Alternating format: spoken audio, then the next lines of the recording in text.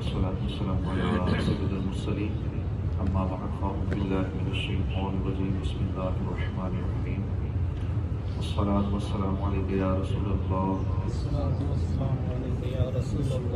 وعلى آلك وأصحابك يا حبيب الله الصلاة والسلام عليك يا نبي الله وعلى آلك وأصحابك يا نور الله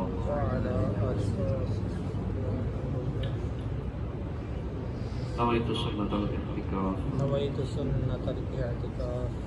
تراویح میں حاضر ہیں سورہ شورى سنی جمہور مفسرین کے نزدیک سورہ شورى مکیہ ہے۔ حضرت عبداللہ بن عباس رضی اللہ عنہما سے ایک قول یہ مروی ہے کہ اس سورت کی 4 آیتیں مدینہ طیبہ میں نازل ہوئیں، ان میں سے پہلی آیت قل لا اسألکم علیہ اجرا۔ اس سورت میں 5 رکوع ہیں، 53 آیتیں ہیں۔ شورا کا معنی ہے مشورہ، اور یہ لفظ اس سورت کی آیت نمبر 38 میں موجود ہے، جس میں مسلمانوں کا یہ وصف بیان کیا گیا کہ ان کا کام ان کے باہمی مشورے سے ہوتا ہے۔ اس مناسبت سے اس سورت کا نام سورہ شورى رکھا گیا۔ اس سورت کا مرکزی مضمون یہ ہے کہ اس میں اللہ کی وحدانیت پر ایمان لانے، رسول کریم صلی اللہ علیہ وسلم کی رسالت درست ہونے، لوگوں کو مرنے کے بعد دوبارہ زندہ کیے جانے، اعمال کی جزا و سزا ملنے کی تصدیق کرنے، اور اللہ تعالیٰ کی وحی کے بارے میں کلام کیا گیا ہے۔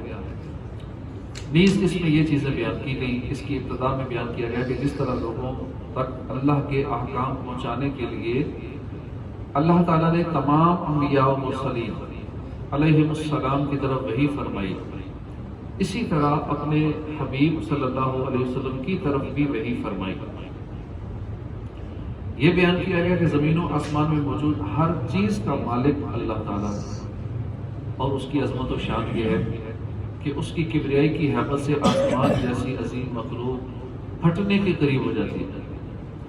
فرشتے اللہ تعالیٰ کی حمد و تسبیح کرتے ہیں اور زمین والوں کے لیے مغفرت کی دعا مانگتے ہیں، اور مشرکین کے تمام اعمال اللہ کے سامنے ہیں۔ یہ بتایا گیا کہ تمام نبیوں کو ایک ہی حکم دیا گیا، اور وہ یہ کہ وہ دین کو صحیح طریقے سے قائم کریں، یعنی اللہ تعالیٰ کی طرف سے دین پر جس طرح عمل کرنے کا فرمایا گیا ہے بغیر کمی بیشی کے اس پر عمل کریں۔ نبی کریم صلی اللہ علیہ وسلم کی صداقت ظاہر ہونے کے باوجود ان کی نبوت و رسالت کا انکار کرنے والے کافروں کا رد کیا گیا، اور انہیں اس قیامت کے قریب ہونے سے ڈرایا گیا جس کے جلد واقع ہونے کا مشرکین مطالبہ کرتے ہیں، اور اہل ایمان اس سے خوف زدہ ہے۔ نیز قیامت کے دن کے ہولناک عذابات ذکر کیے گئے تاکہ کفار کے دلوں میں ڈر پیدا ہو، اور جنتی نعمتوں کے اوصاف بیان کیے گئے تاکہ نیک اعمال کرنے والے مسلمانوں کو عظیم ثواب کی بشارت ملے۔ یہ بتایا گیا کہ رزق اللہ تعالیٰ کے دستے قدرت میں ہے، اور وہ حکمت و مصلحت کے مطابق اپنی مخلوق کو عطا کرتا ہے۔ مزید یہ فرمایا کہ جو صرف دنیا کے لیے عمل کرتا ہے وہ آخرت کی خیر سے محروم ہو جاتا ہے، اور جس نے آخرت کے لیے عمل کیے وہ دونوں جہاں کی بھلائیاں پا لیتا ہے۔ اللہ اسے دنیا بھی عطا فرما دیتا ہے، اس کو آخرت بھی عطا فرما۔ زمین و آسمان اور ان کے درمیان موجود تمام چیزوں کی تخلیق، ان دونوں میں ہر طرح کا تصرف کرنے پر قدرت، اور سمندروں میں کشتیوں کو چلانے کے ذریعے اللہ تعالیٰ کی قدرت و وحدانیت پر استدلال کیا گیا، اور یہ تمام چیزیں اللہ تعالیٰ کی صنعت کے عظیم شاہکار ہیں۔ یہ بتایا گیا کہ دنیا اور آخرت میں کامیابی حاصل کرنے والے وہ لوگ ہیں جو آخرت کے لیے عمل کریں، بے حیائی کے کاموں سے بچیں، بدلہ لینے پر قادر ہونے کے باوجود معاف کر دیں، اپنے رب کے احکامات کی پیروی کریں، علم اور معرفت رکھنے والوں سے مشورہ کریں، ظلم اور سرکشی کرنے والوں کو سزا دیں، مصیبت آنے پر صبر کریں، وغیرہ وغیرہ۔ جہنم کی ہولناکیاں، اہل جہنم کا نقصان میں ہونا، عذاب دیکھ کر دنیا کی طرف لوٹ جانے کی تمنا کرنا وغیرہ چیزیں بیان کی گئی۔ تاکہ سب لوگ اچانک آ جانے والی قیامت سے پہلے پہلے اللہ کے احکام اور اس کی شریعت کی پیروی کرنے لگ جائیں اور اللہ کی دعوت کو قبول کر لیں۔ اس صورت کے آخر میں بیان کیا گیا کہ اللہ تعالیٰ جسے چاہے اپنی مشیت سے اولاد عطا کرے، جسے چاہے نہ عطا کرے۔ نیز وحی کی اقسام، قرآن پاک کی عظمت و شان بیان کی گئی کہ یہ آخری آسمانی کتاب ہے، اب اس کتاب کے بعد کوئی اور کتاب نہیں آتی۔ اس کے بعد سورہ زخرف سنی، یہ مکہ مکرمہ میں نازل ہوئی۔ اس سورت میں 7 رکوع 89 آیتیں ہیں۔ زخرف کا معنی ہے سونا، گولڈ۔ نیز کسی چیز کے حسن کا کمال بھی زخرف کہلاتا ہے۔ اور اس سورت کی آیت نمبر 35 میں کلمہ وزخرفن مذکور ہے۔ اس مناسبت سے اس سورت کا نام سورہ زخرف رکھا گیا۔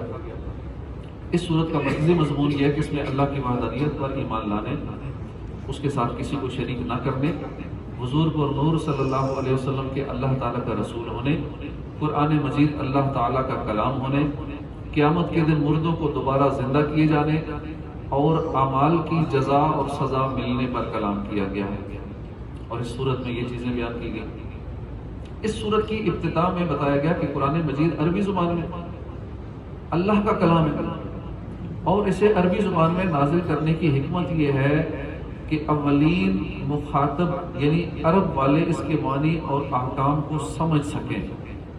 انبیاء کرام کا مذاق اڑانے والی سابقہ امتوں کا انجام بیان کر کے اللہ تعالیٰ نے اپنے حبیب صلی اللہ علیہ وآلہ وسلم کو کفار کی طرف سے پہنچنے والی اذیتوں پر تسلی دی اور کفار مکہ کو ڈرایا کہ اگر یہ اپنی حرکتوں سے باز نہ آئے تو ان کا انجام بھی سابقہ لوگوں جیسا ہو سکتا ہے۔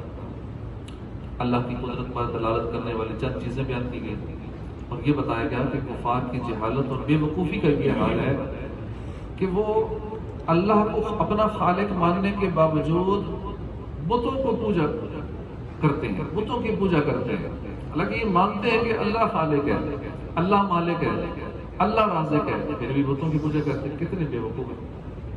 کفار مکہ فرشتوں کی عبادت کرتے ہیں، فرشتوں کو اللہ کی بیٹیاں قرار دیتے ہیں اور اس پر ان کا شدید رد کیا گیا اور بیٹیوں کے معاملے میں ان کا اپنا حال بیان کیا گیا کہ جب ان میں سے کسی کی بیٹی پیدا ہو اور اس کو بتایا جائے کہ تمہاری بیٹی پیدا ہو رہی ہے تو دن بھر اس کا منہ سوجا رہتا ہے، منہ کالا رہتا ہے، سارا دن غم اور غصے سے بھرا رہتا ہے کہ بیٹی پیدا ہو گئی۔ اور یہ بتایا گیا کہ فرشتوں کی عبادت کرنے کے معاملے میں ان کے پاس کوئی عقلی دلیل نہیں، نہ کوئی نقلی دلیل، بلکہ یہ صرف اپنے باپ دادا کے نقش قدم پر چلتے ہوئے ایسا کر رہے ہیں۔ اور یہی حال ان سے پہلے کفار کا تھا کہ ان کے پاس بھی اپنے باپ دادا کی اندھی پیروی کے علاوہ شرک کی کوئی دلیل نہیں تھی، بس یہی کہتے تھے ہمارے باپ دادا یہ کام کرتے آئے ہیں اس لیے ہم بھی یہ کرتے ہیں۔ حضرت ابراہیم علیہ السلام اور ان کی قوم، موسیٰ علیہ السلام اور ان کی قوم، عیسیٰ علیہ السلام اور ان کی قوم کا واقعہ بیان ہوا تاکہ کفار مکہ ان قوموں کے اعمال کے نتائج سن کر عبرت حاصل کریں، نصیحت حاصل کریں۔ اور اس کے ساتھ ساتھ حضور اقدس صلی اللہ علیہ وسلم پر وحی نازل ہونے کے بارے میں کفار کے اعتراضات کا جواب دیا گیا۔ یہ بیان کیا گیا کہ دنیا کے ساز و سامان اور زیب و زینت کی اللہ کی بارگاہ میں کوئی قدر نہیں، دنیا کے ساز و سامان کی، دنیا کی زینت کی اللہ کے ہاں کوئی قدر نہیں، اور آخرت کی نعمتیں پرہیزگاروں کے لیے۔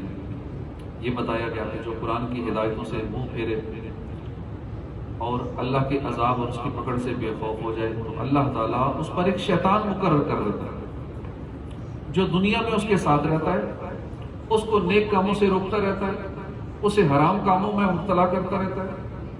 وہ شخص گمراہ ہونے کے باوجود یہ سمجھتا رہتا ہے کہ وہ ہدایت یافتہ ہے، اس آخرت میں بھی وہ شیطان اس کا ساتھی ہوگا، اور اس وقت وہ شخص شیطان کے ساتھ پر حسرت اور افسوس کا اظہار کرے گا، لیکن اس وقت کوئی فائدہ نہیں ہوگا۔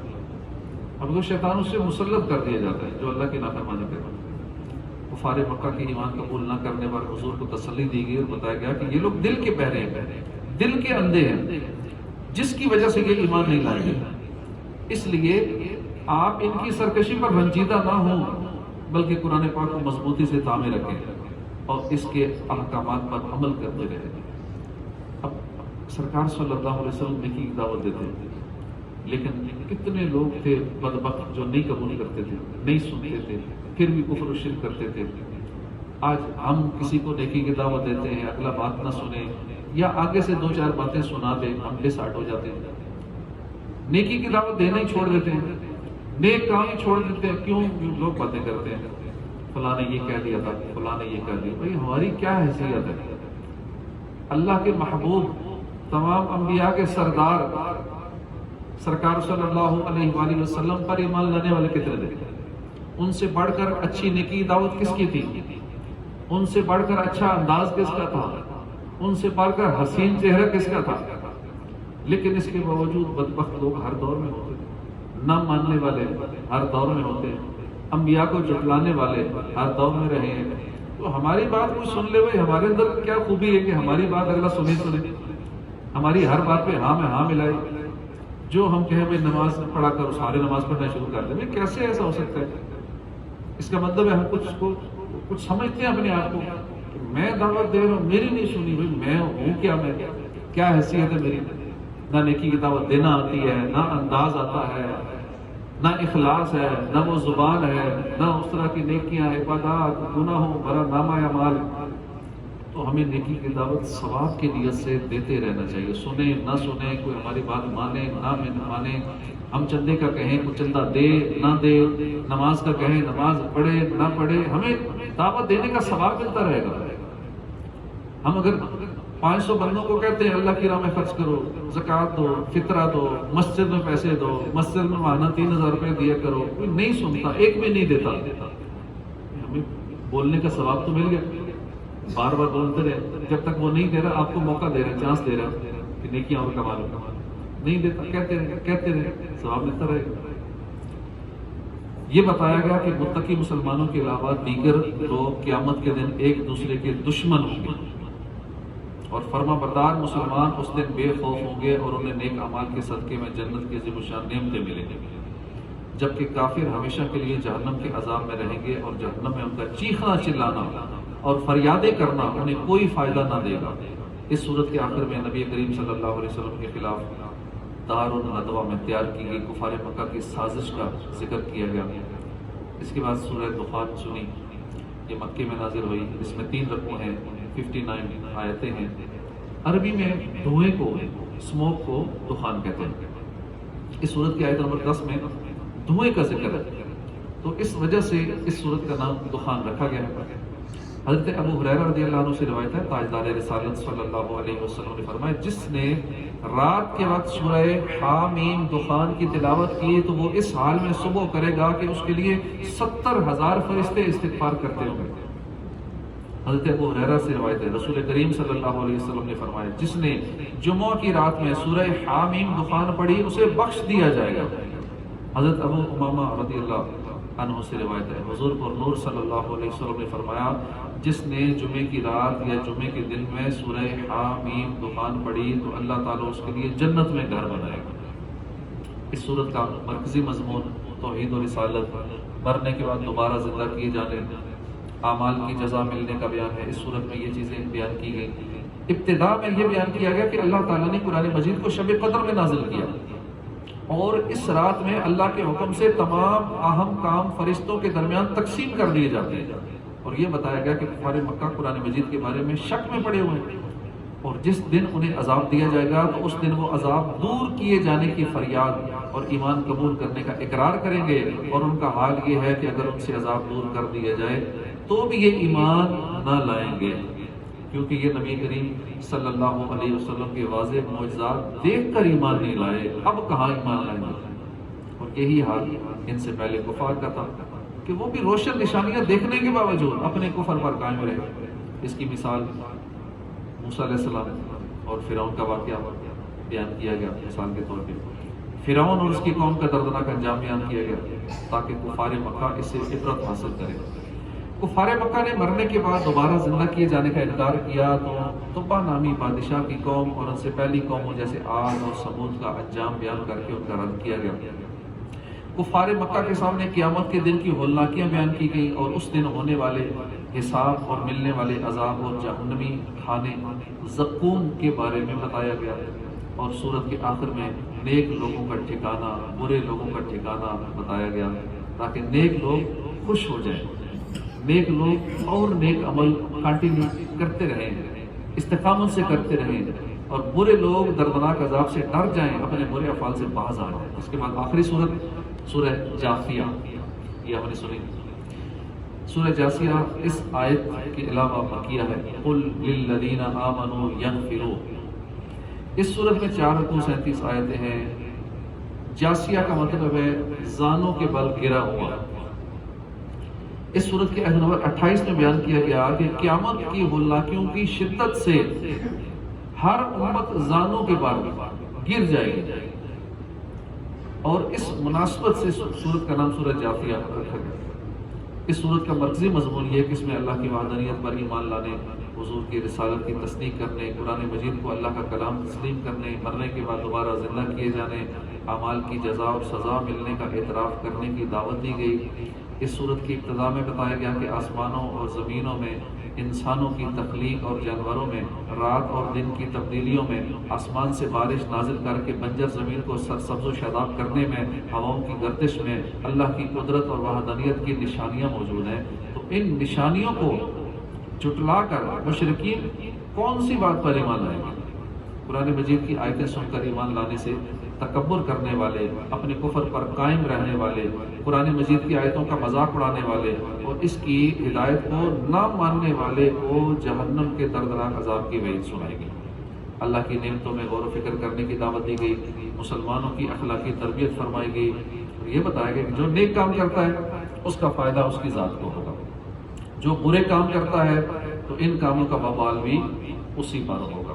بنی اسرائیل کو عطا کی جانے والی نعمتیں بیان کی گئی، اور یہ بتایا گیا کہ تورات میں اللہ نے بنی اسرائیل کو دین، حلال و حرام کے بیان، تائیدار رسالت صلی اللہ علیہ وسلم کی تشریف آوری کے معاملے کی روشن دلیلیں دین، لیکن انہوں نے سید المرسلین صلی اللہ علیہ وسلم کی جلوہ افروزی کے بعد اپنے منصب اور ریاست ختم ہو جانے کے اندیشے کی وجہ سے آپ صلی اللہ علیہ وسلم سے حسد کیا اور آپ سے دشمنی مول لی، اور علم کے باوجود آپ صلی اللہ علیہ وسلم کی رسالت کے بارے میں اختلاف کرتے رہے۔ برے کام کرنے والوں کو بتایا گیا کہ وہ اچھے کام کرنے والوں جیسے نہیں ہیں، اور ان کی زندگی اور موت برابر نہیں ہے۔ نیز کفار کے احوال، ان کے گروہوں کے برے افعال بیان فرمائے گئے، مردوں کو دوبارہ زندہ کیے جانے والے دلائل دیے گئے۔ اس سورت کے آخر میں قیامت کے دن کی ہولناکیاں بیان کی گئیں، نیک اعمال کرنے والے مسلمانوں اور کفار کے انجام کے بارے میں بتایا گیا، اور اللہ تعالیٰ کی عظمت و کبریائی بیان کی گئی۔ اللہ پاک ہمیں قرآن پاک کو سمجھنے، اس پر عمل کرنے کی توفیق عطا فرمائے، آمین بجاہ النبی الامین صلی اللہ علیہ وآلہ وسلم۔ سورہ ملک سنتے ہیں۔ اعوذ باللہ من الشیطان الرجیم، بسم اللہ الرحمن الرحیم، تبارک الذی